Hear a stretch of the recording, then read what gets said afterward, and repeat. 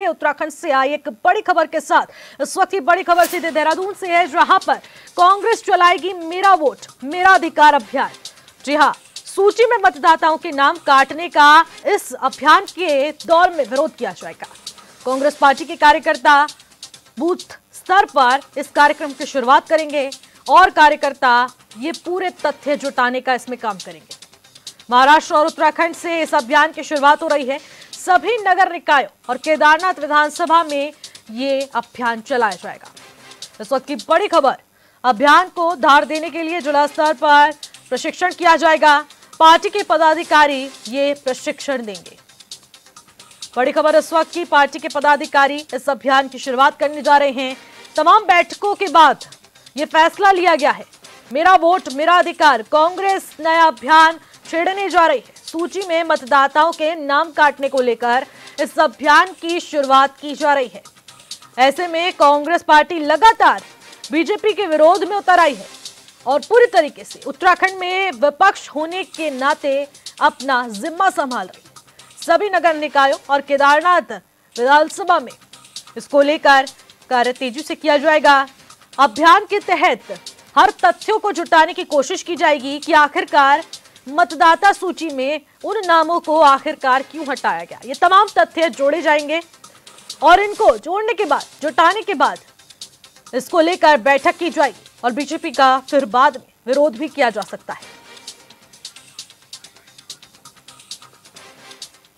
और इसी खबर पर ज्यादा जानकारी के साथ योगेश आर्य हमारे संवाददाता सीधे लाइव हमारे साथ जुड़ चुके हैं।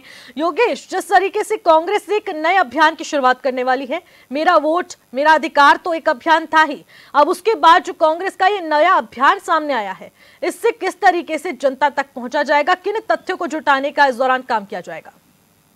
देखिए, बिल्कुल निधि, जिस तरह देखा जाए कि उत्तराखंड कांग्रेस जो है अब जो है एक नए अभियान की शुरुआत करने जा रही है, मेरा वोट मेरा अधिकार। और इस अभियान की शुरुआत न केवल उत्तराखंड में हो रही है बल्कि जो है महाराष्ट्र में भी की जा रही है। देखिए, इन दोनों प्रदेशों को इसलिए चुना गया है क्योंकि अभी हाल ही में जिस तरह से लोकसभा चुनाव के दौरान 156 सीटों पर जो है जो वोट था वो कहीं ना कहीं जब कांग्रेस को मिला और कांग्रेस का वोट जब विधानसभा चुनाव हुए तो वहां भी जो है कहीं ना कहीं बराबर रहा, लेकिन वहां पर भारतीय जनता पार्टी की जीत हुई। तो उन्हें आश्चर्य हुआ कि आखिरकार ऐसा क्यों।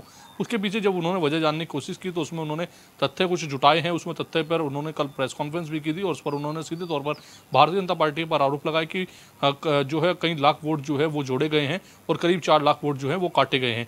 यानी कि उन्होंने साफ तौर पर कहा कि वोट कई प्रदेशों से लाकर वहां पर जोड़कर जो है इस पूरे खेल को रचा गया है। हालांकि वो जब भी इस पूरे मामले को लेकर के वोटर लिस्ट मांगते हैं निर्वाचन आयोग से तो वो उनको देने से साफ तौर पर इनकार कर रहा है। लेकिन उन्होंने अब कहा कि वो जनता के बीच जाएंगे, मेरा वोट मेरा अधिकार के तौर पर जिन लोगों की वोट निकाय चुनाव के दौरान कटी हैं उनसे मिलेंगे, उनके साथ बातचीत करेंगे और आखिरकार उनसे एक फॉर्म भरवाया जाएगा, जिसके बाद वो पूरे तौर पर तथ्य इकट्ठे करने के बाद निर्वाचन आयोग या कोर्ट का दरवाजा खटखटाएंगे। देखिए, जिस तरह से देखा जाए कि केदारनाथ में भी उन्होंने आरोप लगाया कि केदारनाथ में भी करीब 8,000 वोटों को जोड़ा गया, 4,000 वोटें काटी गई और जिस तरह से जो वोटिंग परसेंटेज पिछली बार का था वो उस बार भी उतना ही रहा, लेकिन उसके बावजूद भी 50% वोट मिली कांग्रेस को, लेकिन फिर भी वो वहां पर हारे। तो उसके पीछे के वो कारणों को जानने के लिए नगर निकाय में जिस तरह से बड़े पैमाने पर देखा गया कि वोट नहीं थी, लोगों की वो इधर से उधर बूथ पर ट्रांसफर की गई थी या फिर कई लोगों को जो है वोट उनकी कटी हुई मिली, उनके नाम ही नहीं मिले तो उस पर भी वोट नहीं गिर पाए। तो इस पूरे मामले को लेकर अब जो है उत्तराखंड और महाराष्ट्र दोनों प्रदेशों में जो है इस तरह के अभियान की शुरुआत कांग्रेस करने जा रही है। और इस कांग्रेस के इस अभियान से कहीं ना कहीं वो इन तथ्यों को इकट्ठा करना चाहती है जनता के बीच जाकर, जिसको लेकर के अब वो फिर निर्वाचन आयोग। लेकिन योगेश, उत्तराखंड और महाराष्ट्र से ही क्यों इस अभियान की शुरुआत हो रही है? इसके पीछे की वजह, कोई मंसूबा, कोई मकसद? देखिए, बिल्कुल जिस तरह उन्होंने कहा कि 288 जो लोकसभाएं थी उनमें से अगर देखा जाए 156 लोकसभाओं में जो है उन्हें जो वोट मिला था वो वोटिंग परसेंटेज विधानसभा में भी उतना ही बराबर देखने को मिला, लेकिन उसके बावजूद उन्हें वहां हार का सामना करना पड़ा। उसके बाद उन्हें लगा कि आखिरकार इसके पीछे की वजह क्यों रही, जब वोटिंग परसेंटेज बराबर रहा है तो आखिरकार हार क्यों मिली है। उसके बाद उन्होंने जब इसके पीछे की वजह जानने की कोशिश की तो उन्होंने इस तरह के आरोप लगाए हैं कि जो वोटिंग परसेंटेज है वो कहीं ना कहीं काट किया गया है। उन्होंने कहा कि करीब जो है 70 लाख वोट बढ़ाए गए हैं 4 महीने के अंदर और 48 लाख जो वोटर हैं वो बना दिए गए। 2 लाख वोटर जो है वो डिलीट किए गए।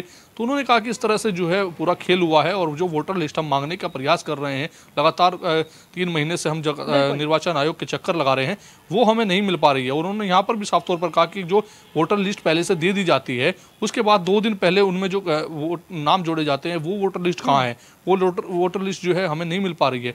हम लगातार जो है निर्वाचन आयोग के चक्कर काट रहे हैं, लेकिन नहीं पा रहे। इसलिए हम जो है अब इस मेरा वोट मेरा अधिकार के तहत उन लोगों के बीच जाएंगे जिनकी वोट नहीं है और वोट कटी है, उनसे उनका फॉर्म भरवाएंगे, उस पर तथ्य इकट्ठे कर फिर हम जाएंगे और फिर इस पर एक बड़ा अभियान चलाकर जो है पर्दाफाश करने की कोशिश करेंगे। जी बिल्कुल, जिस तरीके से आप बता रहे हैं कि आगे जाकर पर्दाफाश कांग्रेस कर सकती है, लेकिन दूसरी तरफ देखा जा रहा है लोकसभा चुनाव चले गए हैं, विधानसभा चुनाव आने वाले हैं, लेकिन इस बीच जो मेरा वोट मेरा अधिकार अभियान की शुरुआत कांग्रेस करने वाली है, आखिरकार इसका असर क्या विधानसभा चुनावों में देखने को मिल सकता है?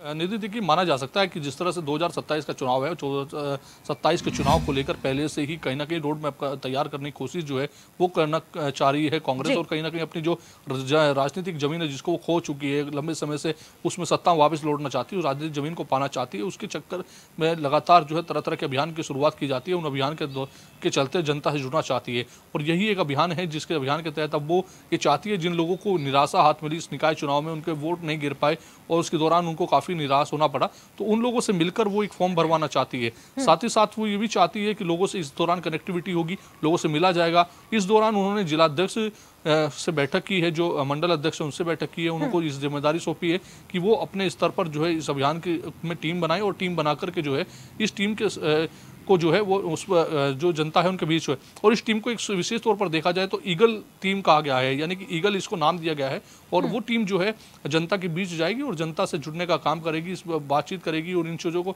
समझाएगी कि आखिरकार वोट क्यों कटा है, इस पूरे पीछे के मकसद को समझाने का प्रयास करेगी। साफ तौर पर देखा जाए तो कहीं ना कहीं कांग्रेस जो है इस मेरा वोट मेरा अधिकार के तहत 27 की तैयारियों में पूरी तरह जुट चुकी है कि आने वाले कल में वो 27 में कैसे वापसी करे और प्रदेश में सत्ता में कैसे लौटे, इसको लेकर के तमाम अभियान चलाकर वो जनता के बीच जुड़ना चाहती है। जी बिल्कुल योगेश, आपने बिल्कुल सही कहा है कि रोड मैप तैयार किया जा रहा है। अब उत्तराखंड को सीधे 2027 विधानसभा चुनावों से जोड़ने की कांग्रेस अभी से तैयारियों में जुट चुकी है। बहुत बहुत शुक्रिया योगेश तमाम जानकारी के लिए।